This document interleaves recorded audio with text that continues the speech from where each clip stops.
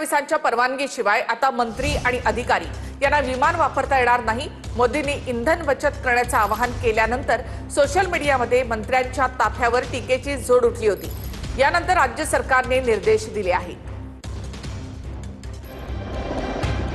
महाराष्ट्राचे मुख्यमंत्री देवेंद्र फडणवीस यांच्या परवानगीशिवाय आता कोणत्याही मंत्र्याला किंवा अधिकाऱ्याला विमान किंवा चार्टर्ड प्लेन वापरता येणार नाही।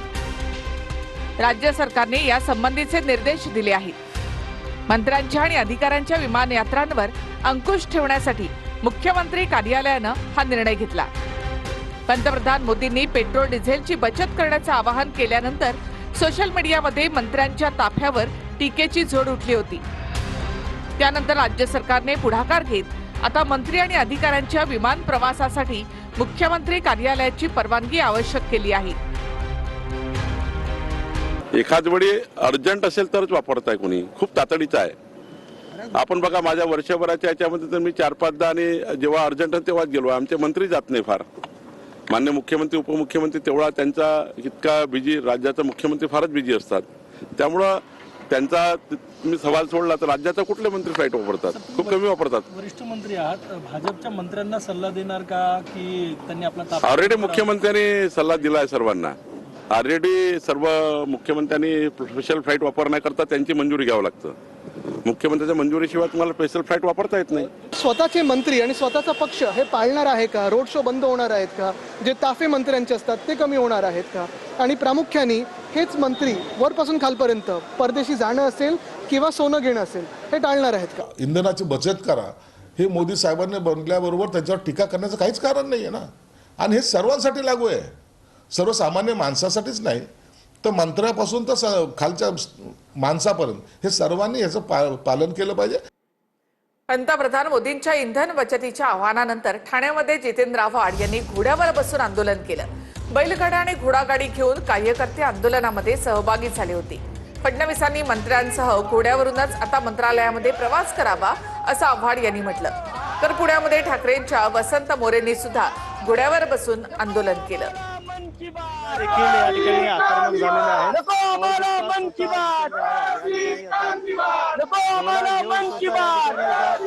आता काय करणार? पूर्वी घोड्यावरनं फिरायचे, गाड्या आल्या, पेट्रोल आलं, डिझेल आलं।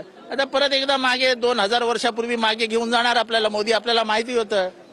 आता जय मोदी, चला टक टक टक गाडी जाता अशीच ठेवणार का पुढे येणाऱ्या काळात? पाहिलं मंत्रालयापर्यंत हो, मग आता मंत्र्यांना पण आम्ही सांगणार की तुम्ही बंगल्यातनं गाडीने नाही जायचं, घोड्यावर बसायचं, गाडीवर बसायचं, बैलगाडीवर बसायचं आणि मंत्रालयात जायचं। आमचं आव्हान असेल देवेंद्र फडणवीस यांना की तुम्ही वर्षामधनं जेव्हा निकाल मंत्रालयात यायला किंवा घोडागाडी किंवा बैलगाडीत नाही किंवा घोड्यावरनं जा। जितेंद्र आव्हाडांनी नौटंकी त्या ठिकाणी बंद करावी आणि मला वाटतं घोड्यावरच यायचं, त्याने रोज घोड्यावर यावं आणि त्याने गाडव्यावर प्रवास केला तरी आश्चर्य वाटाय नको, कारण जितेंद्र आव्हाड काही करू शकतील। तर चुका तुमच्या भुर्दंड जनतेला का, असा थेट सवाल राज ठाकरेंनी मोदींना केलाय। संसदेचं विशेष अधिवेशन घेऊन ही परिस्थिती का आली याचं उत्तर द्या अशी मागणी राज ठाकरे यांनी केली आहे। मन की बात खूप झाली, आता अर्थतज्ञांचा पण ऐका असा सल्ला राज ठाकरे यांनी दिला आहे। चुका तुमच्या आणि त्याचा भुर्दंड जनतेला का, अशा शब्दात राज ठाकरे यांनी मोदी सरकारला सुनावलंय। पंतप्रधान मोदींच्या काटकसरीच्या आवाहनानंतर राज ठाकरे यांनी पोस्ट करत मोदी सरकारला सवाल केलेत। संसदेचं विशेष अधिवेशन घेऊन ही परिस्थिती का आली आहे यावर सगळ्यांना उत्तर द्या अशी मागणीही राज ठाकरे यांनी यावेळी केली आहे। पेट्रोल डिझेलच्या वापरात काटकसर करा असं पंतप्रधान सांगतात, मग हे आत्ताच का सुचलं? निवडणुकीत प्रचार रोड शो करताना कोट्यवधी लिटर्स पेट्रोल डिझेल वाया गेलं तेव्हा का नाही सुचलं? अफाट पैशाचा खेळ करून मतदान मिळवलं तेव्हा का नाही सुचलं? लोकांनी परदेशात जाणं टाळावं असं म्हणता, पण किती टक्के लोकांना परदेशात जाणं आता परवडतं? ज्या वर्गाला परवडू शकतो त्यांना पुढच्या महिन्यात कंपनी कामावर ठेवेल का याची खात्री नाही। स्वतः पंतप्रधान 15 मे पासून 5 देशांच्या परदेश दौऱ्यावर निघालेत। हे दौरे तुम्ही थांबवा, मग आवाहन करा। संसदेचं विशेष अधिवेशन घेऊन ही परिस्थिती का आली आहे यावर सगळ्यांना उत्तर द्या। घरात बसून अर्थतज्ञांचा सल्ला समजत नसेल आणि म्हणून ज्या आदरणीय नरेंद्र मोदी साहेबांनी गुजरातचं नेतृत्व केलं मुख्यमंत्री म्हणून, देशाचं नेतृत्व वारंवार करतायत, देशाचे नागरिकांनी त्यांना 3दा पंतप्रधान होण्याची संधी दिलेली आहे, त्या व्यक्तीला काय सल्ले द्यायचे हे आदरणीय राजसाहेबांना माहिती असलं पाहिजे. देशाच्या अर्थव्यवस्थेवर दूरगामी परिणाम होण्याची शक्यता आहे अशी चिंता शरद पवारांनी व्यक्त केली आहे. मोदींच्या काटकसरीच्या आव्हानानंतर शरद पवार यांनी ही पोस्ट केली आहे. मध्य पूर्वेतील अस्थिर युद्धजन्य परिस्थितीच्या पार्श्वभूमीवर पंतप्रधान मोदींनी 2 दिवसांपूर्वी काही घोषणा केल्या. त्याचा देशाच्या अर्थव्यवस्थेवर दूरगामी परिणामी होण्याची शक्यता आहे. या घोषणा अचानक करण्यात आल्याने सर्वसामान्य नागरिक, उद्योग व्यावसायिक क्षेत्र तसंच गुंतवणूकदारांमध्ये अस्वस्थतेचं वातावरण निर्माण झालंय. या विषयाचं गांभीर्य लक्षात घेऊन पंतप्रधानांनी स्वतःच्या अध्यक्षतेखाली सर्वपक्षीय बैठक आयोजित करावी. राष्ट्रीय हिताच्या प्रश्नावर सर्वपक्षीय नेत्यांना विश्वासात घेऊन निर्णय प्रक्रिया राबवणं देशहितासाठी अत्यंत आवश्यक आहे. यासोबतच पंतप्रधानांनी देशातील अर्थतज्ञ, उद्योग क्षेत्रातील प्रतिनिधी आणि संबंधित तज्ज्ञांची तातडीने बैठक बोलावून परिस्थितीचा सखोल आढावा घ्यावा, असं ट्विट मोदींच्या आवाहनानंतर शरद पवार यांनी केलंय.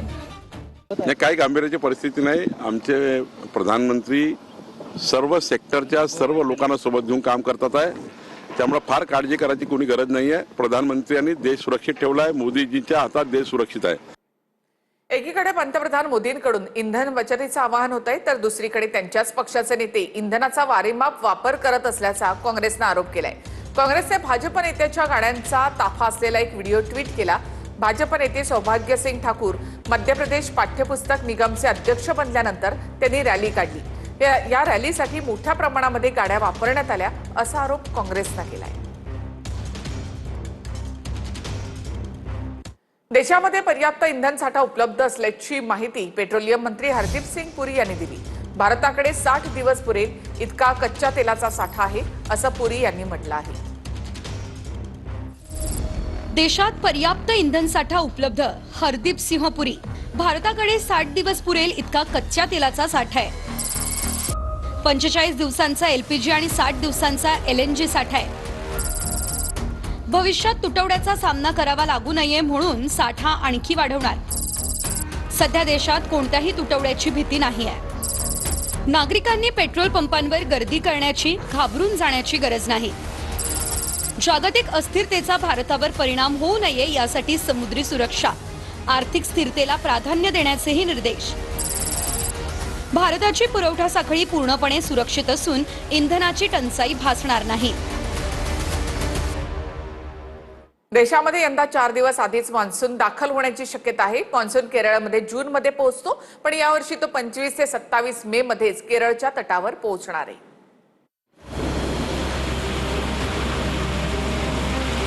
देशात यंदा मान्सून 4 दिवस आधी दाखल होण्याची शक्यता आहे.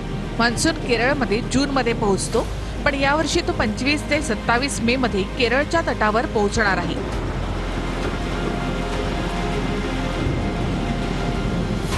बंगालच्या खाडीमध्ये निर्माण झालेली परिस्थिती मान्सूनला वेगात पुढे ढकलण्यास मदत करत असल्यामुळे 4 दिवस आधीच मान्सून केरळमध्ये पोहोचण्याची शक्यता आहे.